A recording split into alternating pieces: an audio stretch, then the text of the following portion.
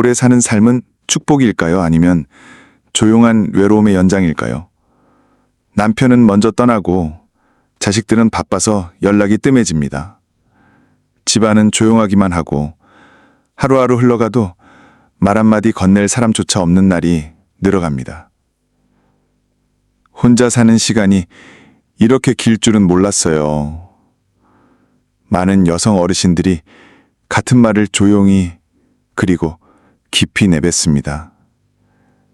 지금 이 순간 한국에는 80세 이상 여성 인구가 약 176만 명, 그중 절반 이상, 정확히 54.3%가 혼자 살고 있습니다. 혼자 밥을 먹고, 혼자 잠들고, 혼자 새벽을 맞이하는 이들이죠. 이들 중 많은 분들의 한 달 소득은 100만 원도 되지 않습니다. 국민연금은 남성의 절반 수준. 같은 세월을 살아왔지만 돌아오는 보상은 반의 반도 안 되는 현실. 기대 수명은 86세. 하지만 그 남은 시간의 대부분을 외로이 견뎌야 한다면 우리는 그 시간을 과연 축복이라고 부를 수 있을까요? 세월은 사람을 단단하게도 만들지만 조용히 부숴넣기도 합니다. 하루가 멀다 하고 마주치는 정적 속에서 이름 한번 불려보지 못한 하루를 보내는 일이 얼마나 많은지 우리는 과연 알고 있었을까요? 이 영상은 단지 한 사람의 이야기가 아닙니다. 이 시대를 살아가는 수많은 여성 고령자들의 현실 그 자체입니다. 빈곤은 단순히 돈이 없는 문제가 아닙니다. 관계가 끊지고 돌봄이 사라지고 제도가 따라오지 못하는 상황. 그 속에서 고독은 삶의 일부가 되어버립니다. 혼자 남겨진 삶의 무게. 오래 산다는 것이 축복이 아닌 시대. 80세를 넘긴 여성 5명 중 3은 혼자 살고 있습니다. 반면 같은 나이의 남성 중 혼자 사는 비율은 20%도 되지 않습니다. 삶의 끝자락에 가까울수록 여성은 더 고요하고 깊은 고독 속에 놓이게 됩니다. 하루는 이렇게 시작됩니다. 아무 소리도 들리지 않는 새벽. 남편의 기침 소리도 자식의 인기척도 없는 집. 꺼진 라디오. 어제 먹던 반찬을 다시 식탁에 올리고 손에 리모컨을 쥔 채 움직이지 않는 몸. 눈을 뜨고도 깨어있는 느낌이 들지 않는 아침. 국민연금은 평균 46만 원. 같은 연령의 남성은 평균 104만 원을 받습니다. 그마저도 여성 노인 셋 중 한 명은 아무 연금도 없습니다. 왜일까요? 그 이유는 우리의 과거에 있습니다. 그들은 평생 집안을 지켰습니다. 남편 뒷바라지, 시부모 간병, 자녀 양육.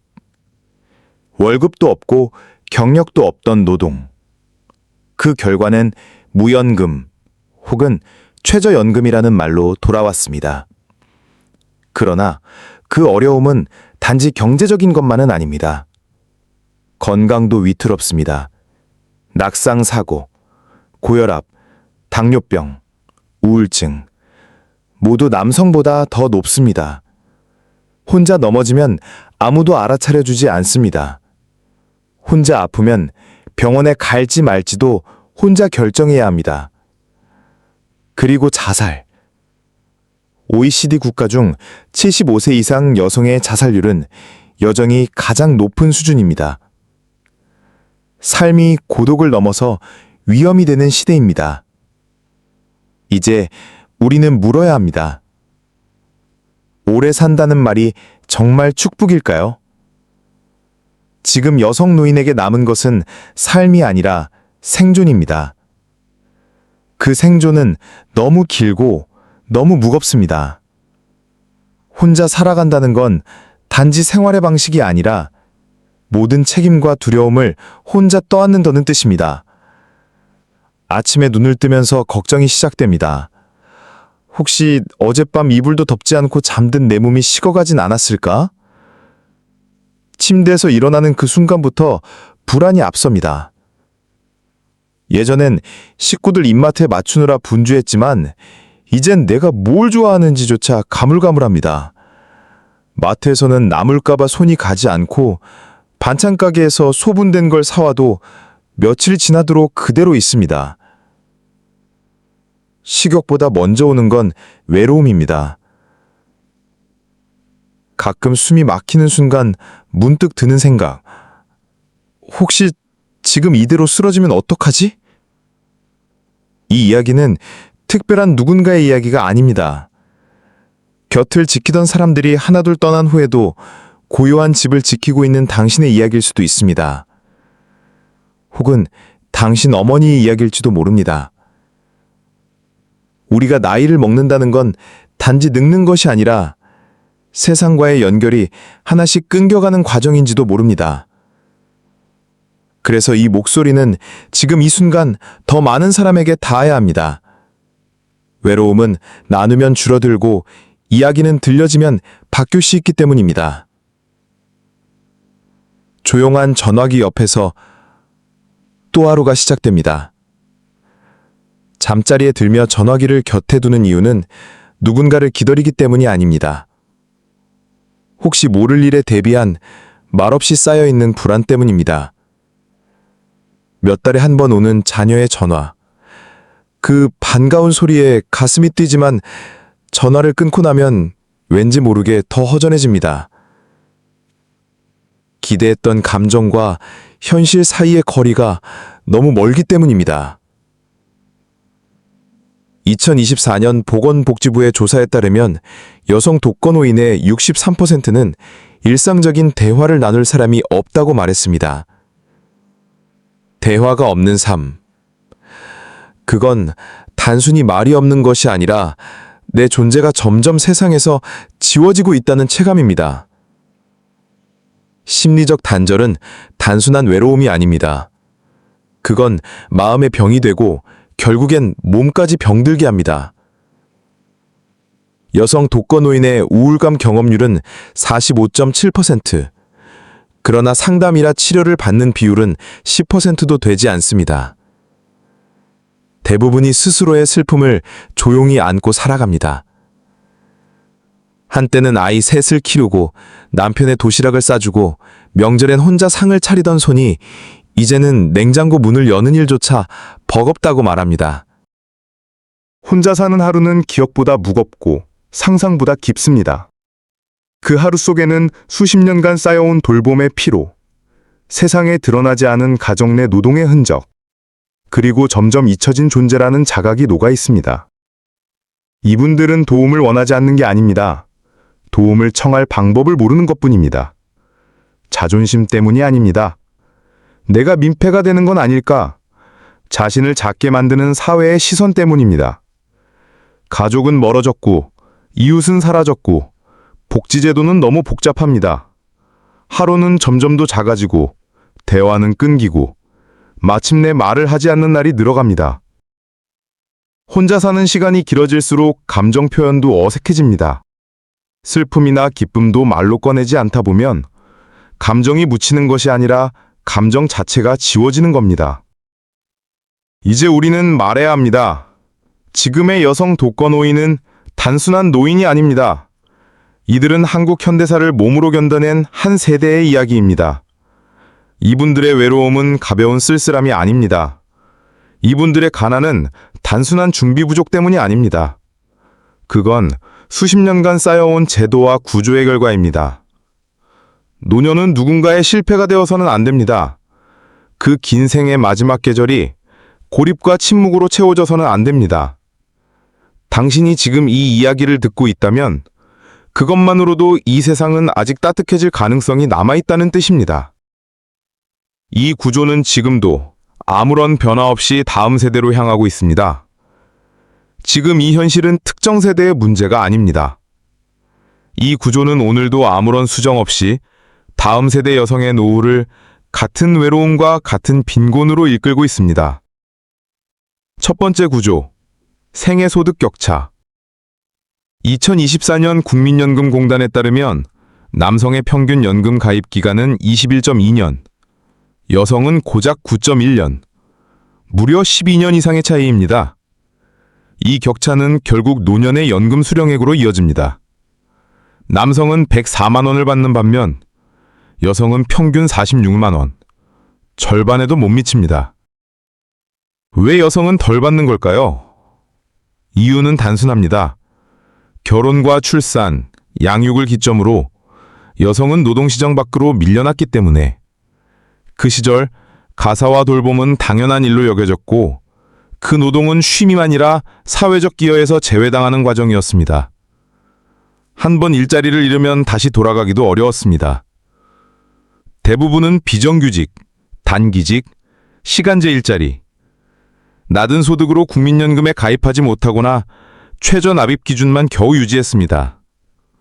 이것이 여성 노인의 연금 현실입니다. 준비를 안 한 게 아닙니다.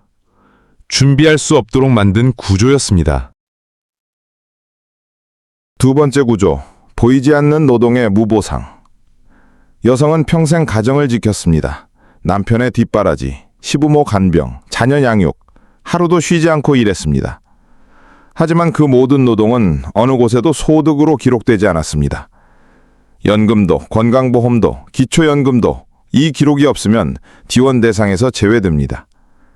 결국 여성의 오랜 헌신은 국가의 통계에서는 존재하지 않는 시간이 되어버렸습니다. 2024년 현재 여성 고령자의 약 29.3%는 국민연금 수급 자격조차 없습니다. 가장 열심히 살았던 사람들이 가장 적게 받는 세상이 된 것입니다. 세 번째 구조, 가족 중심 복지 체계의 한계. 한국의 복지제도는 대부분 부부 공동체를 전제로 설계되어 있습니다. 연금, 기초수급, 의료지원 모두 가구 단위입니다. 하지만 수많은 여성 노인은 이혼, 사별, 비혼 등으로 홀로 노후를 맞이하고 있습니다. 그러나 제도는 여전히 가족이 있는 사람만을 가정합니다. 그래서 홀로 남겨진 여성은 자격 요건에서 자주 탈락하고 설령 받는다 해도 혜택은 대폭 축소됩니다. 홀로 남겨진 이들에게 사회는 여전히 준비되지 않았습니다. 네 번째 구조, 주거 환경이 단절을 부른다. 지방, 낙후지역, 외딴 시골, 57%의 여성 독거노인이 중소도시 또는 농촌 지역에 거주합니다. 교통이 불편하고 병원 하나 가려 해도 버스를 두세 번 갈아타야 합니다. 복지관도 멀고 마을회관도 자주 문을 닫습니다. 도시에 사는 사람보다 같은 혜택을 누리기 위해 더 많은 시간, 돈, 체력이 듭니다. 복지가 멀리 있다는 건 결국 복지가 없는 것과 다름없습니다. 다섯 번째 구조, 여성 노인에 대한 정책적 무관심. 해마다 노인 복지 예산은 늘어나고 있습니다. 하지만 그 안에서 여성 독거 노인을 위한 정책은 거의 존재하지 않습니다. 2024년 중앙정부 예산 기준 고령 여성만을 위한 단독 정책은 전체의 3.8%에 불과합니다. 많은 문제들이 구조적으로 쌓여 있음에도 이들을 위한 정책적 응답은 너무 적고 너무 느립니다. 이 모든 구조는 그저 오래 살아서 겪는 일이 아닙니다. 잘못 설계된 제도와 시선이 낳은 필연적인 결과입니다. 여성 독거 노인의 외로움과 빈곤은 그들이 잘못해서 생긴 것이 아닙니다. 그건 우리가 만든 시스템이 책임을 외면해온 결과입니다. 이제 묻습니다. 우리는 다음 세대 여성에게 이 고단한 노후를 그대로 물려줄 것인가요?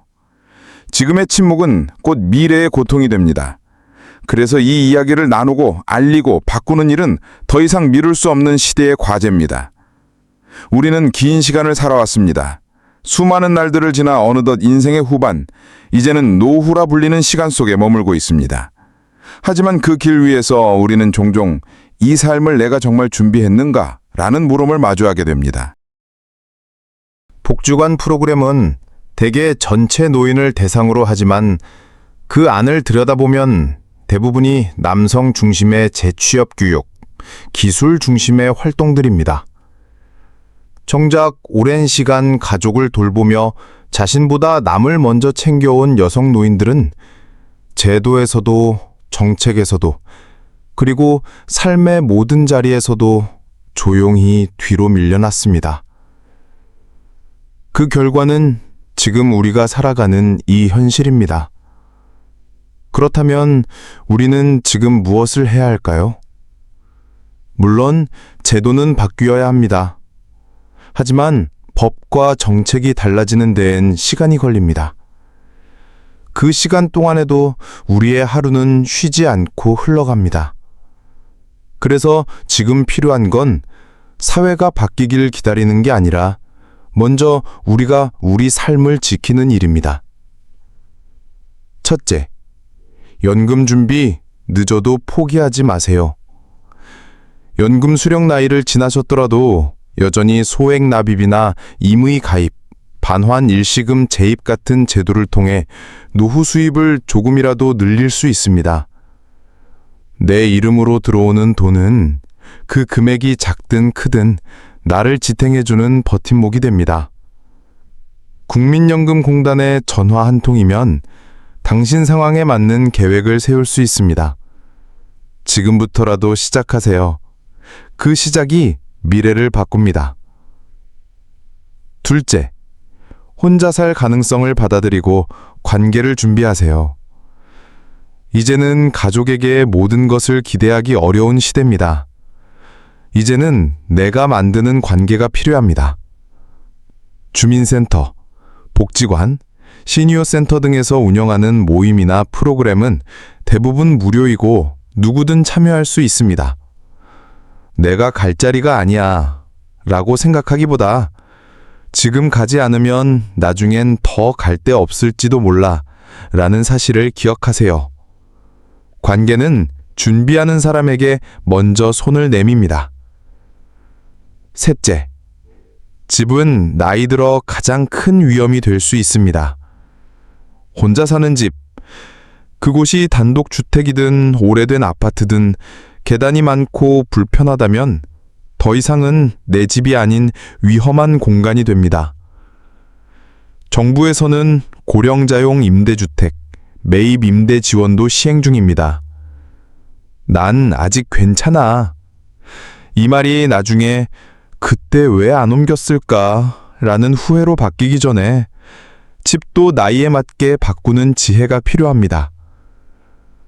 넷째, 디지털을 두려워 말고 한 가지만이라도 익혀보세요. 지금 세상은 모르면 불편한 게 아니라 고립되는 구조입니다. 스마트폰으로 카카오톡 보내는 법, 영상통화하는 법, 앱으로 병원 예약하는 법, 이 세 가지만 알아도 세상과 연결되는 창문이 하나 더 생깁니다. 복지관과 시청 등에서 무료로 디지털 교육을 지원합니다. 배우는 건 부끄러운 일이 아닙니다. 지금 80대 어르신들 중에서도 처음 스마트폰을 잡은 분들이 이젠 덜 외롭다고 말씀하십니다. 한 가지라도 시작해보세요. 당신은 생각보다 훨씬 더 할 수 있는 분입니다. 다섯째, 감정관리도 근육처럼 훈련해야 합니다. 몸만이 아닙니다. 마음도 훈련이 필요합니다. 혼자 있는 시간이 많아질수록 무슨 생각을 반복하고 있는지, 어떤 감정을 품고 있는지 스스로 돌아보는 것이 중요합니다. 하루에 한 번이라도 누군가와 말을 섞고 목소리를 내고 감정을 말로 표현해 보세요. 그 한마디가 우울을 막는 첫걸음이 됩니다. 고립을 밀어내는 가장 강한 힘이 됩니다. 그리고 당신만 혼자인 게 아닙니다. 지금 이 영상을 보고 계신 수십만 명의 사람들이 같은 불안과 같은 고민을 안고 살아갑니다. 단지 그걸 먼저 말하는 사람이 많지 않을 뿐입니다. 당신이 먼저 준비하고 먼저 움직이면 그 움직임이 누군가에겐 큰 위로가 되고 새로운 길이 됩니다. 이름은 김영자, 올해로 83, 서울 중구 오래된 빌라 3층에서 오늘도 조용히 그러나 꿋꿋이 살아갑니다. 그분의 삶은 특별해서가 아니라 너무나도 보통이기에 우리가 귀 기울여야 할 이야기입니다. 여러분, 삶은 계속됩니다. 그리고 그 삶은 여전히 우리의 손에 달려 있습니다. 지금 당신부터 지켜보세요. 그 삶이 누군가에겐 희망이 될 수 있습니다. 엘리베이터는 없습니다. 그 옛날 이삿짐을 한 칸씩 옮기며 올라왔던 그 계단. 이젠 숨을 고르며 천천히 한 칸씩 내려가야만 합니다.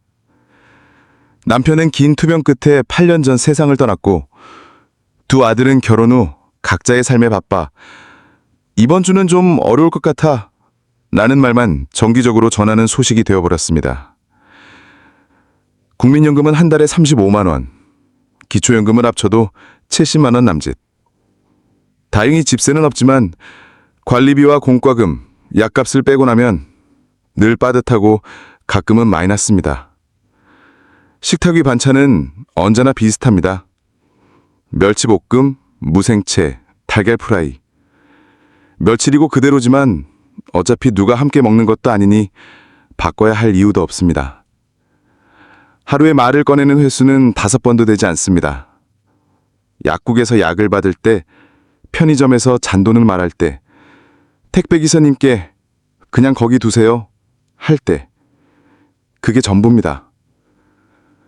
살아는 있는데 사는 것 같지는 않아요. 그녀가 주민센터 상담사에게 조용히 흘리는 한마디. 영자는 건강합니다. 큰 병도 없습니다. 하지만 고독은 병보다 깊고 오래 지속되며 사람을 천천히 무너뜨립니다. 그녀는 특별한 사람이 아닙니다. 이 땅에 이름 없이 살아가는 수십만 명 중 단지 그중 한 사람일 뿐입니다. 사람들은 말합니다. 나는 자식에게 짐이 되기 싫어. 나중에 혼자 되면 그냥 편하게 떠나고 싶어. 하지만 생각만으로는 삶이 바뀌지 않습니다. 지금 준비하지 않으면 그 말 그대로의 노후가 찾아옵니다. 짐이 되지 않으려다 아무에게도 기대지 못하는 고립. 편하게 살고 싶었지만 결국은 너무 고요한 현실. 지금 50대, 60대인 우리는 그 길목에 서 있습니다. 우리 역시 평균 수명 85세를 넘기고 배우자보다 더 오래 살아갈 확률이 높습니다. 노후는 더 이상 은퇴 후의 시간이 아닙니다. 바로 지금 이 순간부터 시작되는 삶의 연속입니다. 누군가 대신 준비해주지 않습니다. 내가 움직이지 않으면 그 누구도 나를 대신해주지 않습니다. 그러니 지금입니다. 마음이 늦기 전에 습관을 바꾸고 관계를 돌아보고 나를 지키는 최소한의 준비를 시작해야 할 때입니다. 혼자 살아야 한다면 혼자서도 안전하고 존엄한 삶을 선택할 수 있어야 합니다. 그건 돈보다, 연금보다, 자식보다 먼저 필요한 결단입니다. 지금 이 글을 끝까지 읽으셨다는 건 이미 당신 마음속에 작은 변화의 씨앗이 심겼다는 뜻입니다. 오늘 딱 한 가지라도 행동해 보세요. 그 작은 움직임이 미래의 당신을 지켜줄 시작이 됩니다. 이 현실을 함께 나누고 싶다면 주변 사람에게 이 이야기를 전해주세요. 우리가 함께 나눈 이 작은 공감이 더 단단한 노후를 함께 만들어갈 첫걸음이 될 것입니다.